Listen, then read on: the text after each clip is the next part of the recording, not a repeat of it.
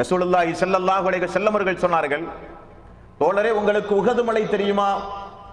ஏதோ ஒரு வேலைக்காக வேண்டி நம்மை அல்லாஹ்வுடைய ரசூல் அந்த இடத்திற்கு அனுப்புகிறார் என்பதை நான் உணர்ந்தேன். தெரியும் யா ரசூலல்லாஹ் என்று நான் சொன்னேன். ரசூலுல்லாஹி ஸல்லல்லாஹு அலைஹி வஸல்லம் அவர்கள் சொன்னார்கள், அந்த உஹது மலையை அல்லாஹு தஆலா தங்கமாக மாற்றி என்னுடைய கையில் தந்தாலும் கடன் செலுத்துவதற்குரிய தீனார் போக மீதமுள்ள அனைத்தையும் ஒரே இரவில் நான் செலவு செய்து விடுவேன். 3 இரவுக்குள் அதை நான் செலவு செய்து விடுவேன். அபூதரை உங்களுக்கு தெரியுமா, அதிக செல்வம் உடையவர்கள் தான் மறுமை நாளில் நற்கர்மங்களில் குறைந்தவர்கள் என்றார்கள். யாரை தவிர? அல்லாஹ்வுடைய பாதையில் தான தர்மங்கள் செய்து சதக்காக்களை வழங்கி ஜக்காத்துகளை கொடுத்தவர்களை தவிர என்றார்கள்.